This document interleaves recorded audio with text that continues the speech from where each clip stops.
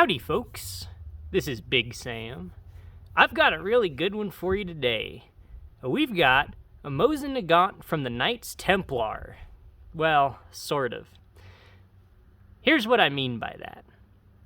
Specifically, we're looking at this stock here.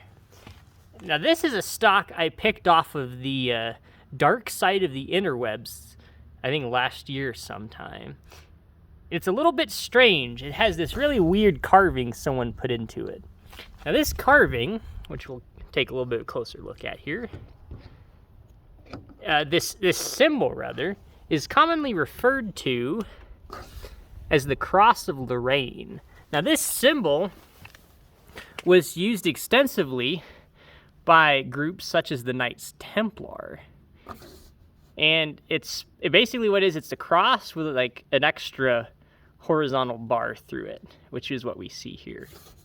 Okay, now this probably wasn't used by the Knights Templar because they were disbanded on Friday the 13th, and I think that was like 700 years ago.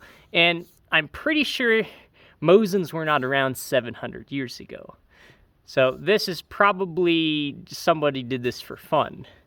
It looks like there's an interesting repair here on the bottom, and we can see here the carving was carved over the repair, so after this repair was done, this was carved on here. Now, what's interesting is a lot of people view the Freemasons as kind of the modern-day continuation of the Knights Templar, at least in some ways, so it's possible that a Freemason owned this and decided to carve the Cross of Lorraine into it, or someone just liked this symbol and carved it into here. I don't really know. This is kind of interesting, though. This also gets really weird when we get to the other side. So let's take a look at that. Someone has decided to, I don't know, glue a block of wood in the stock. Maybe they had holy water in here. I don't really know. This block of wood kind of reminds me of one of those building blocks I used to play with as a kid. I had train tracks made out of this stuff. Oh man, those were the days. I don't exactly know what's going on here, but it's not good. And we can see our weird repairs here. On the bottom, looks like we have these three little wooden rivets / dowels, whatever you want to call them, in here to secure that. Looks like I got a little spider web on there too. Now we can see here that this is what we would consider a pre-war stock, because it has these older style escutcheons with the screws in it. But if we look here, one of the things you can look at here is how the stock is inletted at the back. Now, if you haven't looked at our Mosin Nagant receiver variations video, I highly recommend that, because we look at the back here, there's two main types of Mosin receivers at the back here.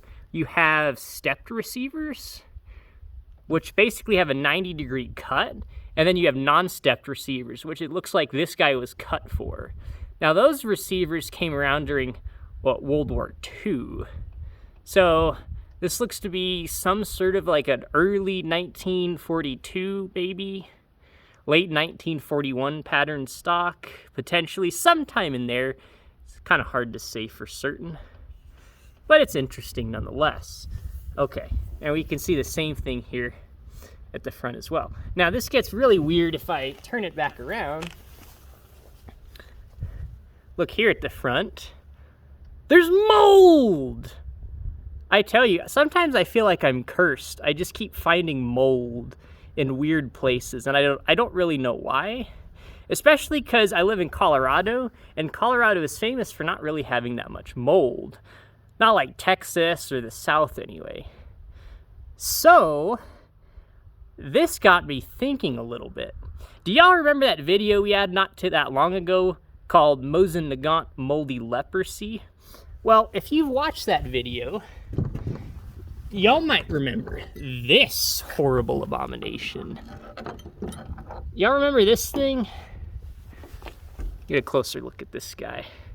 This is a Mosin that has been in some bad places. Specifically, it was stored improperly sometime after refurbishment, and It's just not good, folks.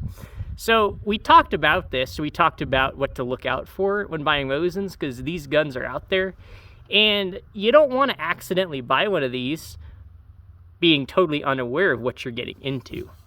Now, since we have this here today, I remember in that video, I asked y'all a while back what you wanted to name this guy. And I think one of y'all actually suggested the name Alec Baldwin. Well, that would be a little bit rough, I think. Now, what's ironic is we're actually going to go with a name that's very similar to that. We're actually going to name this guy Baldwin the Fourth. Does anyone know why? Well, for those of y'all who are really up on your history, you might remember King Baldwin the Fourth as the king who, I believe it was the 12th century, led the Crusades against Saladin and the Saracens. You'll definitely know King Baldwin IV if you've seen the movie called The Kingdom of Heaven. Really good movie. I highly recommend watching it, especially because it has Liam Neeson in it. And I think he's a pretty good actor. Okay, cool movie, but what about Alec Baldwin IV? I'm sorry. What about King Baldwin IV? Well, he was interesting because he actually contracted leprosy at a really early age. And as a result, his face was horribly mangled and he had to wear a mask for the duration of his life. But he didn't let that get him down. He was still an extremely strong and tenacious leader. And one of the probably more beloved kings in modern history. Pretty interesting story. Okay, so we know about Alec Baldwin IV now. I don't know, I'm never gonna stop saying that. It just sort of comes out naturally. I don't know why. I'm sorry. We know about King Baldwin IV now. We know he had leprosy. So you guys see where I'm going here. We have the leprosy Mosin. We've got the Cross of Lorraine, the Crusades, Baldwin IV. Seems like a pretty logical name. So that's what we're gonna name this guy, Baldwin IV. Now really I need to get some vinegar or something. That mold over there needs to die a really horrible and painful death. So we're gonna get that, and then maybe we'll get this guy cleaned up and we'll actually get this guy, or we'll get Baldwin IV here shooting. Because, as you know, he doesn't look like much, but as Baldwin IV showed us, it's not about looks, it's about leadership. Looks don't really matter that much in life. You know, some of us don't look that purty. Some of us are pretty ugly. I mean, look at Big Sam. I'm nothing to write home about. But you know what? God's got a plan for each and every one of us. And just because some of us may have a little bit of leprosy, doesn't mean we can't fulfill God's plan for us. So I think we're actually going to have some fun with this guy. Now, the Cross of Lorraine, again, is a really interesting thing, and you'll even see this symbol today in some interesting places.